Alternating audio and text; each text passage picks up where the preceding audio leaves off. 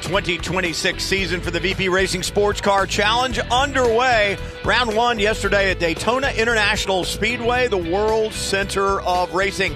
Race 2 today, 45 minutes long.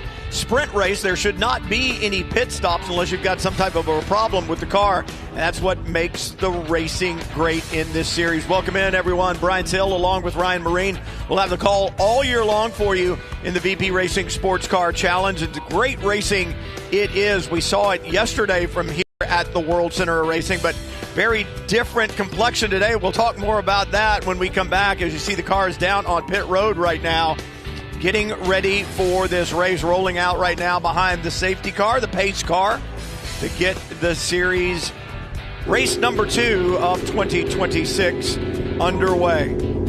Great racing yesterday, Ryan, that's for sure. And it's one of those deals that this racetrack has such challenges. We call it the World Center of Racing. It's recognized all around the world as a very, very special place. Obviously, the Rolex 24 being run here next weekend, but a truly special racetrack, and I think a lot of these drivers come in here for the first time. They come through that tunnel and they look around and go, wow. You're blown away. Just the scale of the place here at Daytona Beach. This track opened in 1959. The road course was a part of it from the very beginning. 3.5 miles around the road course here at Daytona International Speedway. 12 turns using some of the NASCAR oval.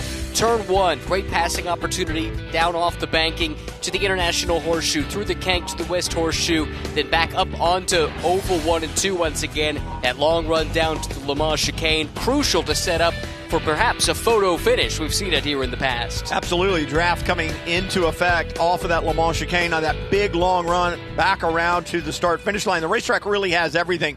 You've got to have a car that works well in lower speed, low grip corners like the infield, but you've got to have good straight line speed. You want downforce, but you want straight line speed too. What you don't want, Ryan, is what we see right here, and that is those wet Michelin tires. Rain coming down today. Completely different ball game than it was yesterday. Totally different conditions than, frankly, we've seen at all in the build-up to this event. We've not had any wet running whatsoever. It was properly raining earlier in the morning. It tapered off a little bit, maybe stopped completely. It's been spitting ever since. We know more rain is coming. Race control has said they do expect this will be a wet start. That is what they ruled, in fact. Very different day yesterday, as you can see. Great battles throughout the prototype category. Hey, GSX as well. And throughout the day, throughout that 45 minutes, it was push, it was shove, a little beating, a little banging. Courtney Crone gets the worst of it there in that shot. But Weston Workman on debut in GSX aboard that number 8 Toyota Supra. He'll win that category, and Oscar Tunjo in LMP3. Yeah, he started on pole and he led every lap, but it wasn't easy for him. He had a couple of close calls, was able to hang out in front and hang on for the win. Weston Workman, so impressive though on his debut. First ever start in a GT4 car, and he ends up parking it in victory lane at Daytona. And Oscar Tunjo out of the seat, I should say, from behind the wheel of the number 1 yesterday, celebrating. Did not run this race last year, had some race wins, great performances, but didn't run the whole season. He's here for the entire season in 2026, and that is great news. Great LMP3 field here, and this is going to be interesting for several of these drivers who don't have a lot of P3 experience. Now they get it in the wet, and for that reason, we're going to have 2 pace laps today, and the clock will start, that 45-minute clock will start at the end of the first pace lap to just really allow these drivers to kind of get an idea of how much grip is out there. And you can do that by kind of testing the throttle, testing the brakes on that second of the pace laps, get an idea where you're going to have grip, and more importantly, where you're not. Yeah, that's right. It's done for safety reasons. Give the drivers a chance to assess the conditions, but it is a time-certain event. So there was only one planned pace lap coming into the event. When the second one starts, so does the clock, and it will be a really important lap, albeit behind the safety car, to determine where are their puddles, where is it a little drier, where is it a little wetter, how much grip is there, say, on the painted lines. You're going to have to cross some of those at various points over the course of this lap. All of those things you can start to determine while still behind the safety car. 3 classes eligible for the VP Racing Sports Car Challenge. P3, we've got 10 P3 entries today, that LMP3-based prototype. GTDX, which is not here this weekend, and then GSX, GT4-based machinery. Great field there. Oscar Tunjo on pole again today based upon lap times from yesterday. Sufi aboard the number 11 Duquesne chassis in P3, and Brady Golan both gave Tunjo a run for his money yesterday. Yeah, they did. It was not a runaway for Oscar, even if it maybe looked that way on the final box score. There were a number of times where Brady Golan was alongside Oscar Tunjo challenging for the lead. Oscar at one stage had built a pretty significant advantage, but had a miscue into the Le Mans chicane, and very cleverly made sure he wasn't caught taking a shortcut and gaining an advantage. He backed out of it, as we talked about at the time. That let the second and third place cars catch up, but it was a three-horse battle for a little while. But ultimately, I think his experience in the P3 cars in IMSA competition did help, albeit it was his first ever race at Daytona. Talk about first ever races, though. I'm impressed when you look in the GSX category. Weston Workman, his first time in a GT4 car, pole in the win. Great for him, but the person I was truly impressed with was Ismail Elahi. Sixth race ever. First race at Daytona. Came here 2 years ago with his dad to watch the Rolex 24. He said when he drove through the tunnel this weekend, he literally had tears in his eyes because he was going to get to race here. And what a performance he put on yesterday. Great run all race long with Justin Di Benedetto aboard his Porsche, and the two went at it tooth and nail for 45 minutes, and Elahi, with only 6 races in his resume right now, was impressive yesterday. Come home second in GSX. It was the story of race one for me. It was so impressive what he was able to do. Now he gets a totally different challenge here today with these conditions, but the fact he was able to go toe-to-toe with a driver that was on the podium with some regularity at the tail end of last season in Di Benedetto, that bodes well. Big development, though, here. Getting word that Weston Workman has been called to the pit lane, evidently a problem with the air jack, and they are requiring that he gets that fixed before the start of the race. The only good news is we are under safety car here, so if he was able to get in the pits, and I'm not sure he was actually on this lap, so that kind of takes this thought out the window that maybe they could get in, get it fixed, and he could catch the tail of the train, but his task trying to go 2 for 2 to start the season just got a lot harder. It did, and that's curious to me because it seems like if the air jack didn't fully retract, the car wouldn't be able to leave pit lane, or did it retract enough that it's dragging? I don't see anything under the car right now. I don't either. That's the message that was passed along. We'll wait and see if we can learn a little bit more about it. He is at the back of the train, actually, so maybe he has been in the pits and they weren't able to get that fixed. That must be the case. But I'll tell you what, as he hustles around to catch the pack, guess what he's learning as he's hustling around? Track conditions. He can really test them here where you can't if you're in a safety car train. It also lets him build a little pressure in the tires, so it's not the way he drew it up. He certainly would have preferred to start from pole. He's going to have to fight through a bunch of spray and get through all the traffic now, but there is a silver lining in these rain clouds here above Daytona for Weston. Yeah, a little bit of drama, and talk about drama. We were just talking about Elahi yesterday with the second place finish. Guess where he will start this race? He'll start it from pole. I hope he understands when that 8 car drops out that he needs to move over to the left side of the road and assume the pole position.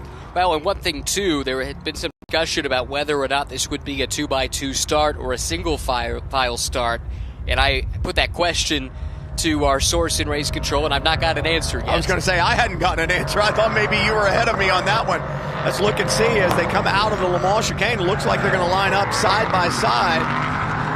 Clock has started on this race, 45-minute sprint, and now a problem for Weston Workman again. The car shut off, looks like on the back straightaway. Saw the lights going out, looking to try to get it refired. And the question is, will we actually go green? He has gotten it refired. He's underway, but what is going on aboard the number 8? As picture perfect of a day as it was yesterday for Weston, winning from pole, leading every lap, really unchallenged in the GSX class. This is not the way he expected this one to go. His first ever wet race now in a GT4 car. Split start, P3 cars up front, then a gap back to GSX. And remember, GSX, the GT4-based machinery, anti-lock brakes and traction control. The LMP3-based machinery has traction control, rudimentary, but no ABS, and we are green at Daytona. Looking for traction immediately. That was interesting. I think the second car broke column before the start-finish line. That could be something to keep an eye on. That's the orange car sliding into second place there. That typically is a no-no. Oscar Tunjo, though, leads this field. And to your point, look at the GSX field using those driver aids that are in those GT4 cars. They're already at the back of this LMP3 field. And it really is the anti-lock braking system aboard the GT4 car that is going to allow it to really, really shine. And good call there on the number 11 of Danny Sufi. You looked at the start, and you cannot change columns before the start-finish line, and it looked like he was moving. The officials will probably look at that and see that could be a costly mistake. I will let the officials sort through that. Right now, you see a lot of these P3s taking that wide rain line through the International Horseshoe. You can see there is almost a different surface that they are trying to negotiate there. Perhaps a patch to the inside there that would be less grippy in the wet. That's often the case, and a lot of the drivers elected to try and avoid that. In the meantime, looking at the front of the field in GSX, and Elahi's done really well. He's out in front, it would appear, or has he dropped back? Actually, I think we've got Sean Quinlan who's been able to emerge in his Mustang. That's a great drive from Sean. Absolutely. Quinlan on the charge, and what you're seeing right now, like we talked about with those driver aids, you got GSX cars up into the LMP3 field because of that anti-lock brake and traction control advantage that they do have. Great job by Quinlan aboard the 19. The Mustang out of Stephen Cameron Racing, that bright orange and purple Mustang through the Le Mans chicane. And Elahi trying to hold back, keep Benedetto. And Benedetto has that experience, right? A couple of years in this car of competition. He knows what the car is like in the rain. For Elahi right now, aboard that white and red and black number 25, this is discovery every single lap. Drinking through the fire hose right now, that's for sure, but he's holding his own. Currently second, so the Mustang out front, then a couple of Porsche Caymans, and they're mixing it up as we talked about, as we forecasted, with the back of the P3 field, at least until those P3s get the tires and brakes up to temperature. This, though, first, second, and third, nose to tail in GSX, with Quinlan showing the way. Just in front of the leader in GSX, you've got this battle, the black and red number 87, Farhan Siddiqui, and then Mirko Schultes aboard the yellow and blue Ligier. And look at this, side by side. Elahi wants to have something to do with that lead. He's trying to get past Quinlan, not doing this time. No, not quite yet, but he's able to get to the flank, and I think he's been able to keep to the inside. Now into the kink. They try and make it single file. Benedetto thought about making an outside move. That would have been bold through the kink. He will try the outside move here through the second horseshoe. But like you said, that outside line may actually have better grip on it because it's run less than the inside line. And what you're looking for is that aggregate that hasn't been polished off, smoothed down a little bit, doesn't have the oil and debris on it that the regular racing line has.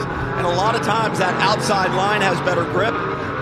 Benedetto took advantage of it. Generally, if it looks shiny in the wet, you want to avoid that. And that section to the inside into that horseshoe did look a bit shinier than the outside. Benedetto used that to his advantage, able to sweep around and get the move made on Elahi. Now trying to track down Sean Quinlan, driving for Stephen Cameron Racing and flying the flag once again for Racing to End Alzheimer's. Names on that car in bright purple and red, those names placed there by family and friends honoring loved ones who have fought that terrible disease. Weston Workman aboard the 8, pole sitter, now up to 4th. Had to go back to the back of the pack and now up to 4th. And I'm sure what Tony Ave, maybe Kevin Conway are saying to him on the radio, the team owner and the manager of this program here for Rafa Racing, saying, hey, you got this. You got plenty of time, 37 minutes to go. You've got a fast car underneath you. Take your time. Be careful. You'll get there. Don't press too hard. Treacherous conditions. This racetrack is going to change every lap. We've got some rain coming down now, some clearing skies behind it, and then some heavier rain coming. So this racetrack is going to change lap to lap. It's almost like you're running a dirt track, right? Where lap to lap, the grip moves around as the dirt moves around. It's the same in the wet, one lap to the next. One corner, it might have the grip to go a certain speed. One lap, but the next lap, you might have to back it down a whole lot more if the rain starts to pick up in that section of the racetrack. Should the rain slow down, though, it's extremely windy here in Daytona. And if the rain were to stop, that would help dry the track a little bit quicker. But that wind, the gusty nature of the wind adds to the challenge. Wow, talk about using that outside line.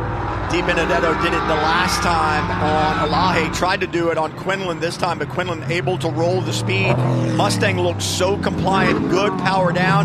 But you can tell Benedetto comfortable in that Porsche. It's a platform that he knows well, he trusts it, and he was demonic under braking into the West Horseshoe that time. He just looks more and more confident with each passing lap. He's felt out the conditions, like you say. He knows the car, he knows the systems on the car, so he'll have them dialed in just right. And now he's drawing a bead on the race leader here, Sean Quinlan.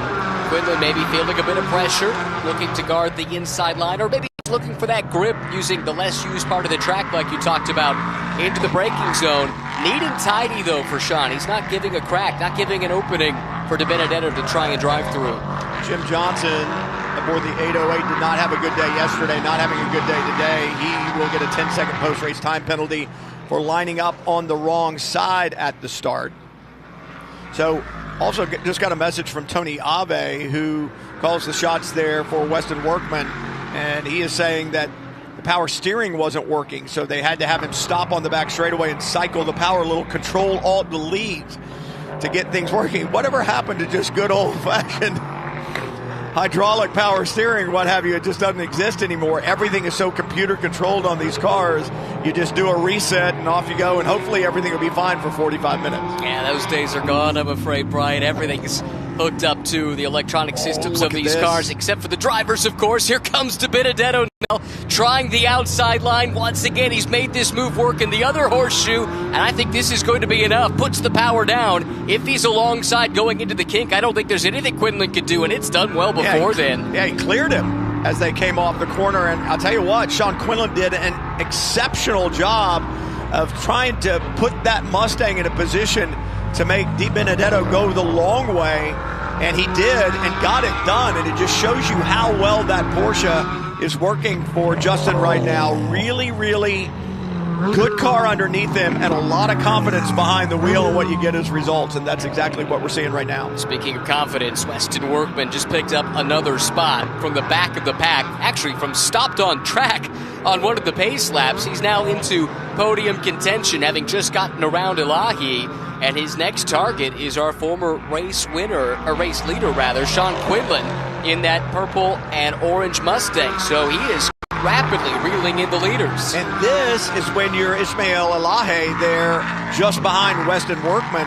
Elahi aboard that 25 Porsche. You've got a really fast car in front of you. Time to go to school, right? It's trying to, what is he doing that has made him so fast?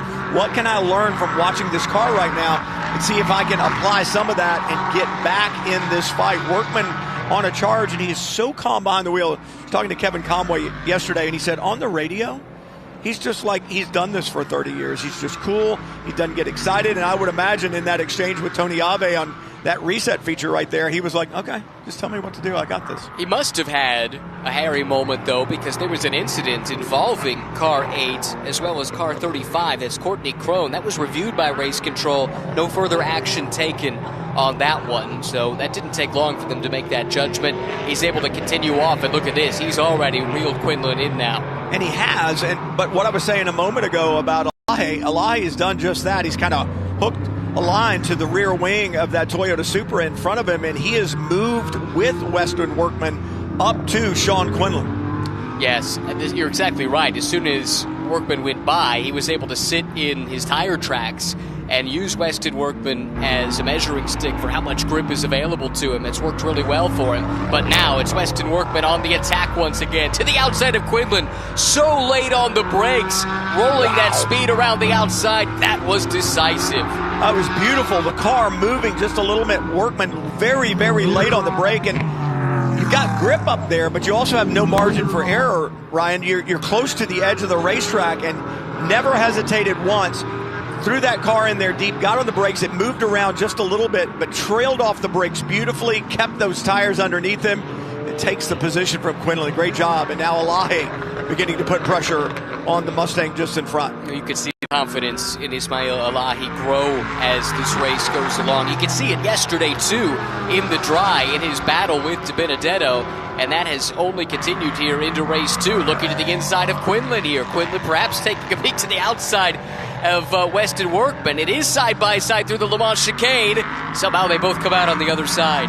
Well, great move by Elahi to try to go with Workman. And Workman made the hole there, and Elahi was like, can I go with him? Just wasn't quite close enough, and it kind of turns into a somewhat breath-catching moment there into the turn-in of the Le Mans chicane, right? You didn't want to go through there side-by-side, and perhaps the best thing for Elahi to do. Oh, and a problem there. Spins off of Oval 4. What a save. Kept it off the wall. Looked like he was going to right the ship. Instead, it spins back to the inside once again, and he'll have to get it fired back up. But that was a scary moment coming off of the banking in turn 4, and he might have a puncture. I think the rear is down, and that's probably why the car went around. But like I was saying, if he had paused a little bit, he might have gotten a better run off the chicane. But that's the least of Elahi's concern right now. That right rear Michelin seems to be down, and I think that was the problem. I think you're right. That car, luckily for him, he's right at pit in. If he can get there quickly, the CSM team can make a quick tire change and get him back out. Yeah, I think he knew it was going down and was trying to get down to the apron to get into pit lane, and just got on the painted stripe there, and the grip goes away, the air has gone out of that Michelin tire, and you got a big, big problem. Good job of keeping it off the wall. He needs to keep it underneath him here as he gets to the stop, get a tire thrown on it. But great job up until that point. You can't do much about that. The question is there debris on the racetrack, or are you just trying to take too much advantage of that pretty aggressive curbing that's in the Le Mans chicane there? If you run on it too much, we saw a problem for Farhan Siddiqui yesterday aboard his LMP3 Duquesne from Fast MD Racing with Rimstar. Suspension failure there. We don't see that a lot on these cars, but if you spend too much time punishing the equipment over those curbs into the Le Mans chicane, you can cut down a tire, you can damage the suspension component. I think we saw that a couple of times yesterday in that race. And lesson learned, you doubly want to stay off of those curbs because the paint has so little grip in the wet. Let's jump back to P3 now, where Oscar Tunjo leads, but only by 1.6 seconds over Danny Sufi, who's getting more and more confident with each passing lap. But it's actually Brady Golan who just did his best first sector on this lap that's really starting to get into a rhythm. He was excellent yesterday, and the battle he had with Sufi, with Tunjo at times, it was really captivating. Now his chance to ply his trade here in the wet. He's got plenty of wet laps in his career, but not in closed cockpit cars. So that will be an adjustment for him coming out of single-seaters. Yeah, and he's driven a lot of different cars, like you said, predominantly open wheel, but a little time Lamborghini Super Trofeo as well. But if you think about that open wheel aspect of it, this car is going to feel similar, but the aerodynamics are different. You can't just come in and jump on the brake with that giant front splitter across the front. It really seals the nose, and it takes a lot of downforce away. Can't really explode into the brake pedal much in the rain anyway, but these are going to be little nuances. It's a heavier car than he's used to in his open wheel career. So some learning, and what he's doing is, as you pointed out, getting faster and faster each time. If he can stay within, a couple of seconds, which he just cut down to the leaders right there, he's going to have something at the end to do battle with. I think so too, and he lost some time in the middle sector of that lap dealing with some GSX traffic, so that wasn't really his opportunity to showcase what he was capable of. This is the front of the field here in GSX, and we've got a change for the lead. Absolutely. Weston Workman has gotten past Benedetto in the Porsche. Toyota over Porsche now from the back to the front, far from over with. Benedetto gets a little bit wide there in that orange and blue Porsche into the Le Mans chicane. Workman from last to first, and now beginning to stretch. What a drive from the rookie, the GT4 rookie, only his second race in this car. If you watched him at all in MX-5 Cup, if you watched him at all in Toyota GR Cup, you knew he was talented. It was only a question of how long would it take to get comfortable in this car. Maybe most impressive of all, though, in this drive, not just coming from the back, but dealing with the frustration, dealing with the uncertainty, and having such a measured drive to the front. Super impressive for a driver so light on experience and so young in his career. Benedetto doing everything he can to stay with Workman in front, a little wide into turn one, but it's like we were talking about, so calm on the radio after hearing Kevin Conway tell me that yesterday. I'm really not surprised by this. It's like a veteran just saying, okay, that's what we've got right now. Tell me how to deal with it, and then I'll get back in the fight and I'll go do my job. Not every driver can do that, though. There are drivers that have massive years of experience that can't do that. Yes, and as soon as something goes wrong, the panic meter starts to tick up. Challenge for the lead of the race. How do you like this? Sufi looking to the outside of Tunjo here, down into turn 1. Tough to get the job done around the outside, and he brings Golan with him. Top 3 running nose to tail now. I don't know if Tunjo has made a mistake, and that allowed Sufi to close in just that much more. Remember, both of these cars, Tunjo slides wide in the international horseshoe. Sufi's going to take the position. What can Golan do? He'll be sizing him up. Tunjo trying to take that spot back, looking left, looking right. If he can see it all in all of that spray coming off of the new race leader, Danny Sufi. To answer your question, though, Tunjo lost a second to the following 2 cars in Sector 3 on the last lap. He must have had a problem in the Le Mans chicane, which then opened up the door for Sufi to get that run. Sufi, a lot of experience in LMP3-based machinery, Prototype Cup Germany champion last year. He's got a lot of time in type, and now Tunjo slides wide, and Golan's going to slide through into 30. I wonder what is going on? He's now way up high.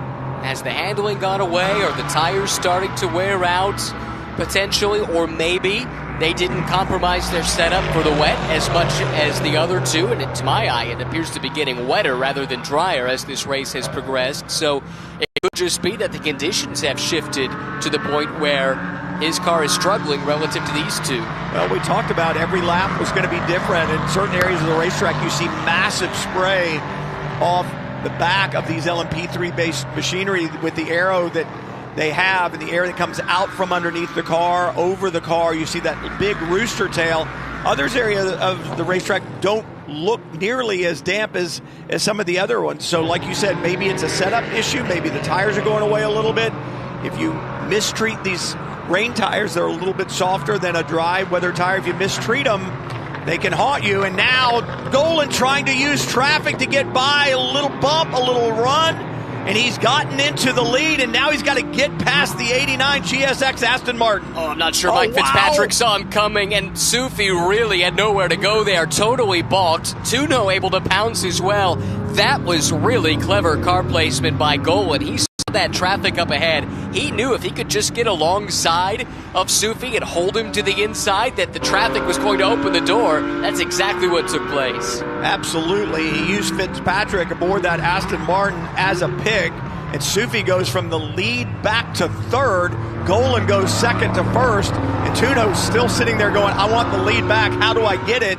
What did he just learn from watching that battle unfold in front of him? Well, I think we all learned how important traffic can be in a race like this. We talked about it some yesterday, and it had its part to play, but doubly so in tricky conditions where your line selection is that much more limited. There are certain places you just don't want to put that car. Visibility compromised as well. Brady Golan, credit to him. That was fantastic, the way he was able to read that traffic, and now he's starting to open up the lead. Remember, a couple of laps ago we said he was getting faster and faster. Now he has a clear windscreen, more or less, outside of some lap traffic for the first time all race. Good stuff from Golan, and now you want to just kind of put the hammer down and let the battle take place between Tunjo and Sufi. Remember, those 2 drivers out of the same transporter, the same basic preparation, but different team names. So while they're out of the same transporter, they're probably not the best of friends. They certainly know each other from racing in Europe, right? But you never want to give up a position, especially if you're in it for the championship. Golan is not in this for the championship. Remember that. And perhaps that's why he was willing to risk a little bit more. We saw that aggressive move down in turn 1. Well, they raced against each other quite a bit last year in Prototype Cup Germany. They were driving for different teams. Danny Sufi won that championship last year. Oscar Tunjo ran a partial schedule in Prototype Cup Germany. Very similar series to this one in terms of the LMP3 cars that are used. So they do have some experience racing against each other. To your point, now racing from under the same awning. But when the race starts, that teammate thing, yeah, you don't want to hit your teammate. But on the other hand, That's your measuring stick. That's your rival. The person that you want to beat more than anybody out there on the racetrack is your teammate. I should also say they drove together in one round of the Michelin Le Mans Cup last year as teammates. So they have spent some time together before. They've shared a car together before, and they've raced against each other before, just not over here. The setting is different, but the characters remain the same. Setting remains the same here at Daytona, round 2 of the VP Racing SportsCar Challenge for 2026. Brian Till, Ryan Marine with you. Just over 20 minutes to go in this 45-minute sprint. We've had plenty of action already, and it really started before the race started, Ryan, when Mother Nature decided to have a hand in this race, and the rains came down, and it really kind of changed the complexion of everything. Totally. There was so much uncertainty about whether or not this would be a wet race, a dry race. Challenge for position here. That is to Benedetto. Not for position. That is the delayed Elahi car. Remember, they had the puncture. So down a lap now, and just trying to get that car home to the finish, it looks like. But there was some talk in the build-up to the race that maybe they would bump the start up a little bit further. Drivers are creatures of habit. If you're expecting the green flag at a certain time and then you find out, nope, actually it's going to be 15 minutes earlier, you better be in the car because it's 5 minutes from now. That's not great news. That's not what happened, but that uncertainty was there swirling around the start of the race. And hats off to Randy Buck and all the officials in race control. That thought of moving it up, I think, would have been a big mistake because it would have been dry at the start. And you want the competitors to have the best shot that they can, the safest shot that they can. You know rain is a few minutes away. It was going to fall right about start time. And I think when the rain started falling, it made it easy to then say, no, we'll just go on time then because we know it'll be nice and wet. Yes. We're not going to help anybody by giving them 5 minutes of dry and then having a deluge, and then they've got to come in on their own and change tires. So good job of waiting, calling it, declaring it wet, which means everybody had to start on rain tires, and it was the proper call for sure. Is that the leader? It is. Golan goes wide. That should allow Tunjo through. Have to pull back the camera here and see if that lead changed hands, but I suspect it did. Conditions changing by the minute. What were we just talking about with traffic? Was traffic a part of that lead change for Brady Golan? He was off there in turn 6, and we're not exactly sure why. Other cars were around, but this had huge implications. He does rejoin in 3rd, but there's your leader coming out of the Le Mans chicane. This is how it happened. On his own. All by himself, got in deep. Tell you what, to that slick part of the track, and there was no grip to be found. Super good decision, though. If you look at that again, he comes in there, he's up high, starts to turn left, and he realizes, I'm not going to make this, and if I try, there's a great big tire wall in front of me, and he sees all that open to the right, and he goes, discretion being the better part of valor, I'm going to keep this car in one piece, circle around, and see if I can come back and do it all over again. Regardless, it's been a strong season opener here for Golan, who was on the podium in one of the races here last year, the only 2 appearances he made in the championship. But it's with a new team. We haven't talked about that yet, have we? With the Tony Driver Development Program headed up by Nathan Toney. It's a big time for him. He's a Indiana native, a big Indiana football fan, and they play a national championship game just down the road tomorrow evening. Who does? The Indiana Hoosiers. Is that football? For once, yes. Okay. I live in Ohio, so there's this team that they may have played in. Oh, I know. And kind of hurt a little bit a few weeks ago. My son is still trying to recover from that one. He's trying to recoup. Well, I was on the other end of that from a fandom perspective, and I know Nathan's very excited about watching the Hoosiers tomorrow night. We're excited, though, about watching this race here at Daytona, and right now it's all Gebhardt 1-2 with Tunjo and Sufi leading the way. Tell you what, though, Brady Golan had that mistake, lost the lead, but he's 3 seconds off of it right now. He is right there with 16 minutes and change to go. This is not over with because I believe Brady Golan has the better car right now. And I know one thing's for sure. He's got the bit in his teeth. You make a mistake like that and somehow, some way, you manage to just dig a little bit deeper and find a little bit more. And Danny Sufi's going, are you kidding me? Looking in his mirror from what he can see, and he knows Brady Golan closing back in. Well, he gained about 0.6 of a second through the middle sector alone on this lap. So Golan's back in his rhythm. That's the sector he had the mistake in the previous lap. So unfazed by that, and he is starting to draw a bead on Danny Sufi. Closing in, getting very close, and maybe he can use some traffic again here to his advantage, threading the needle, Brian, to take second place back. Wow, and it's almost like Danny Sufi said, here he comes, and I don't think I want any part of this. I don't have anything to deal with him. And Sufi's smart, right? He knows he's in it for the championship. He knows Golan's not. So Brady Golan has absolutely nothing to lose and everything to gain. And if you're Danny Sufi, you don't want to be a part of a problem that Brady Golan may create. You're in it for the championship, and he just doesn't have the car. Danny Sufi just does not have the car that Brady Golan has. Golan by and gone. Yeah, I agree with that at this stage. Sufi's driven plenty in the wet. He's done a lot of racing at the Nürburgring. A lot of times that's going to be done in the wet, so he's someone who should have the feel for a race car in the wet, and it just doesn't seem like these Duquesnes have quite the same level of performance in these conditions, certainly that they did in the dry yesterday, and then relative to this new Ligier that Golan has underneath him, which seems pretty well locked in. And you wonder how much of a rain setup they were able to put on these different cars. You got to think about a prototype. It's a pretty stiffly sprung car. It needs to run low to the ground. And on the banking here, you get a lot of compression, so you need the support of a heavier spring a lot of times to hold it up. There is a third spring in the back of these cars that you can utilize to maintain the ride height and kind of keep that, soften the springs on the suspension to allow the car to be a little more compliant. Question is, did they have a chance to do that, or do they have a car that's still pretty stiff? And you don't want that in low grip conditions. You want a car that rolls, moves a little bit more compliant. I throw this out as well. The Duquesne has a reputation of being pretty slippery in a straight line. Which you don't want in this, right? Not in this. You'd rather have the downforce. The new Ligier, slippy as well, but it makes a good deal of downforce. And Sufi's a problem for Sufi. Yeah, he's off the pace. He came off of the Le Mans chicane, went straight to the apron. Looks like he's going to come in. Perhaps he has a tire going down, and Brady Golan leaving nothing on the table.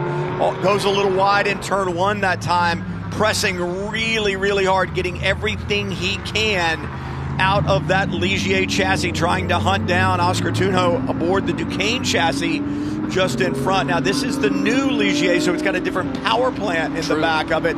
Twin turbo V6 aboard this new Ligier 325, and I think the power comes on nice and smooth for a twin turbo. And so he's got a good car underneath him, and the leader with a problem with lap traffic. My goodness, that's John Hirschberg, who has collected Oscar Tunjo, or the other way around. We only saw the tail end of it, in fairness, but that opens the door up for Golan to come through. Now the question is the car okay for Oscar Tunjo? Can he at least hang on to try and finish second in this race? And the other question is, were there any little shards of debris or anything like that that came off either one of those cars that the following cars had to go through? Anything like this? We saw the cut down tire for Alahi earlier in his GSX Porsche. Any little bits of debris can be a huge, huge problem. And for Tunjo, it was lap traffic. And John Hirschberg with a lot of experience, typically very well aware, but there was a GSX car in there as well. So you wonder if Hirschberg's trying to think about the GSX car is thinking about Hirschberg, and meanwhile, here comes Oscar Tunjo. Definitely a possibility, and visibility is at a premium in these conditions too, with all the spray coming off of these cars. No question, the biggest loser in that is Oscar Tunjo, who has lost the lead now to Brady Golan, and it's several seconds now that he is adrift of Golan with only 12.5 minutes left. It's Sufi dropping like a stone, now being shown in fifth, 44 seconds behind, and I mean, that is huge for him. I'm not sure what the problem was. I couldn't tell if he had a cut down tire, but he was right there, and then he wasn't. We saw the pace beginning to kind of bleed away a little bit as Brady Golan hunted him down, got past him, and then just disappeared. But now those problems for Tunjo have moved Golan back into the lead. But what we do know, Ryan, is this isn't over with. We've seen Brady Golan off the racetrack while leading. We've seen Oscar Tunjo with a problem while leading. Danny Sufi with a problem now. This is far from over. Don't want to write this race report just yet. Challenge here. This is Weston Workman racing with Benedetto. Where did this come from? All of a sudden, Workman big lead has disappeared. Did he too maybe have a miscue? Whatever the case, Benedetto looking stronger and stronger, and now challenging for the lead of the race in GSX. Yeah, you wonder if Weston Workman had a problem, perhaps caught up in something, and now Benedetto right there, like you said. Workman was 5 seconds slower than Benedetto on that last lap. 5 seconds, so something must have happened that has allowed Benedetto to close back in. Not only did something happen, I'm wondering if this power steering issue has perhaps come back up, because he's no longer pulling away from Benedetto like he did earlier. And Porsche very quick down the straightaway. Let's see how he can get through the corners, especially on this racetrack. Settings that you have, the suspension settings and all that, the alignment of the car without power steering, it is going to be a handful for Weston Workman. And right now through that Le Mans chicane, he just does not roll the speed that he had earlier. I wonder if that problem has rearisen. That's an interesting point. And it's worth noting, it's not just about muscling the car without power steering. The steering racks are designed with power steering in mind. It is really difficult to drive one of these race cars with power steering designed into the philosophy of the car itself without the benefit of that power steering. Workman vulnerable here on this long drag down into turn one. Benedetto's able to get alongside, really confident rolling the outside line, but Workman's able to cover it off at least for now. And this is where that hard work is going to be behind the wheel, if indeed it is that power steering. But Benedetto not letting him get away. He is like a terrier on a bone.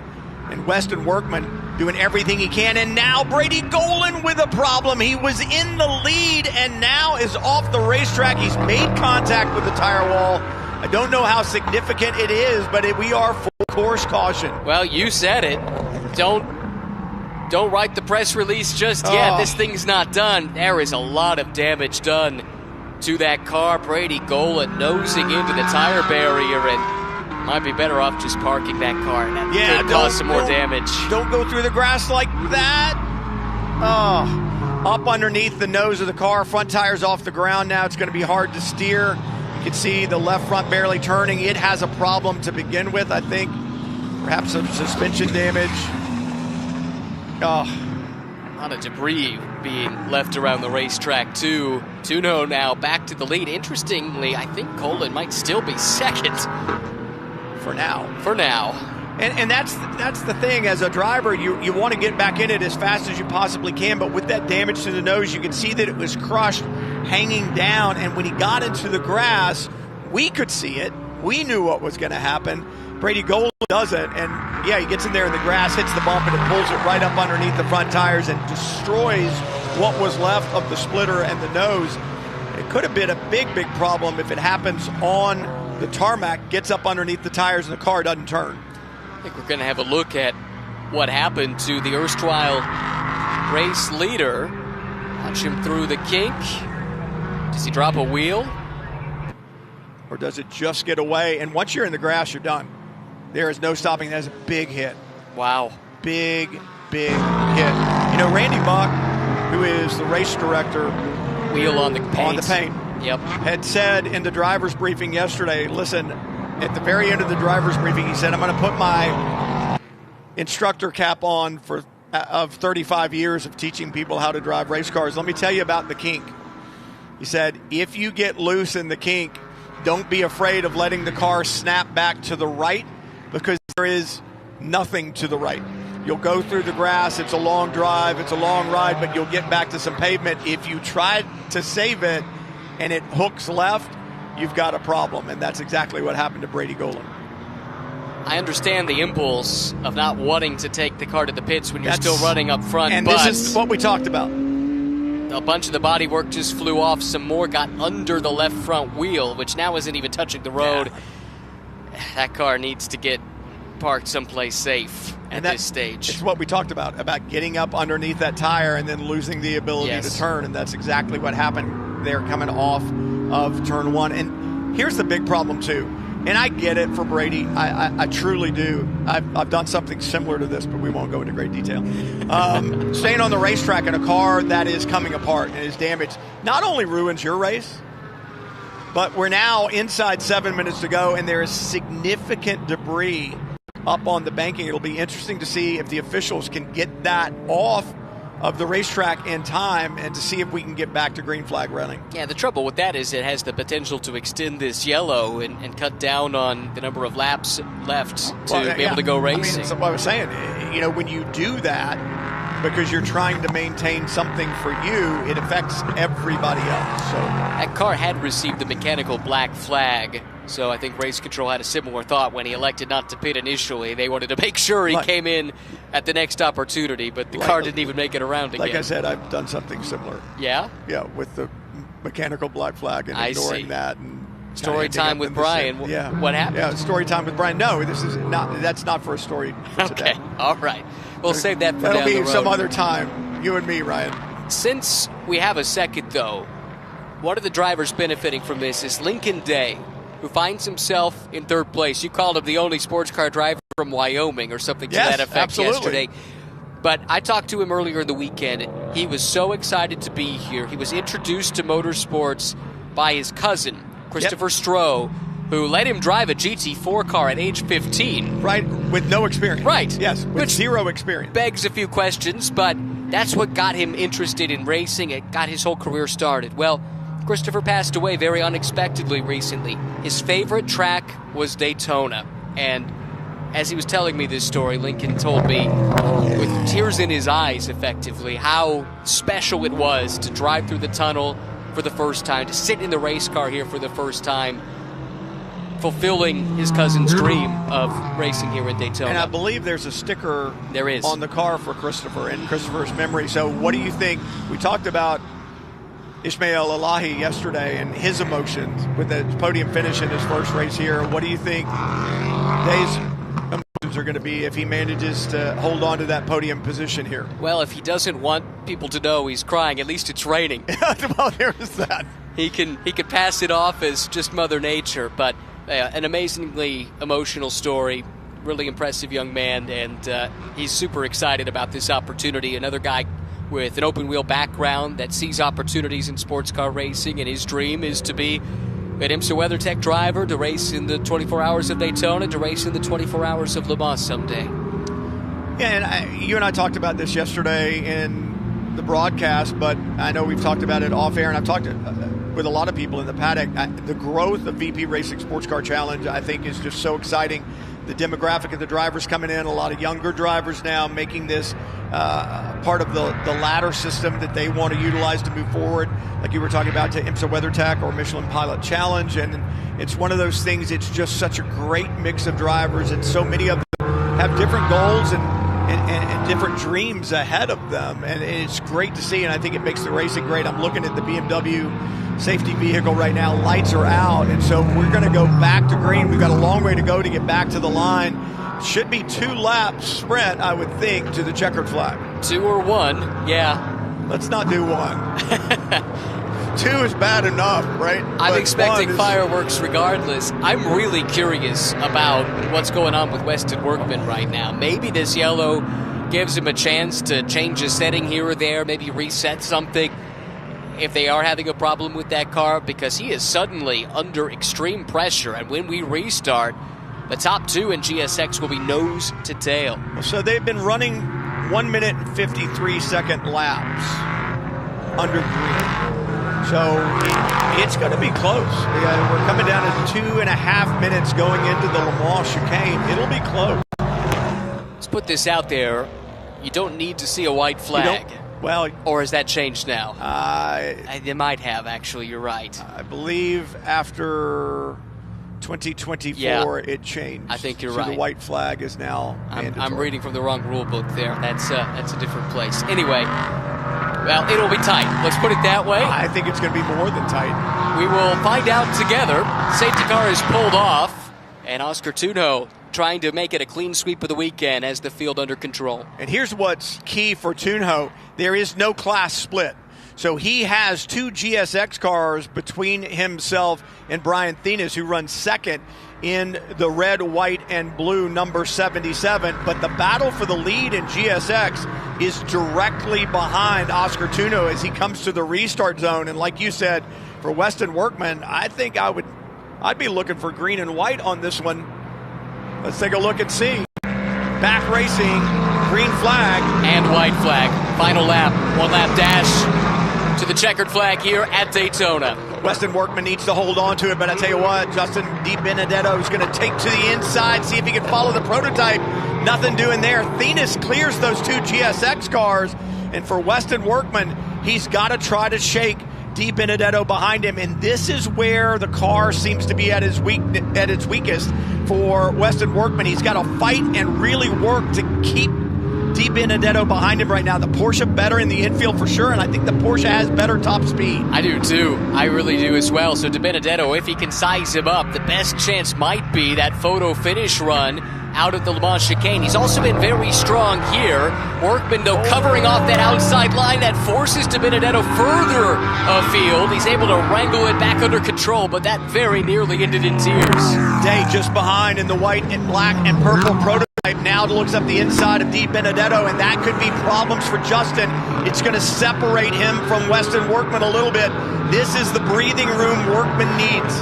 That is perfect news. Manna from heaven for Weston Workman. Whatever maladies he might be dealing with now, he's got a pretty big gap, courtesy of some prototype traffic that broke off that battle for the lead. Oscar Tunjo, since the restart, has been able to extend his lead over Brian Thenis. 1.3 seconds to the good now, and he's through the last real test. He's through the chicane. I'm not giving it to him yet, because we see the complexion of this race change corner by corner throughout. It's tricky conditions, but for Oscar Tunjo, using his experience, his maturity, and it looks like it may bring him a win at Daytona International Speedway. He did not compete here last year.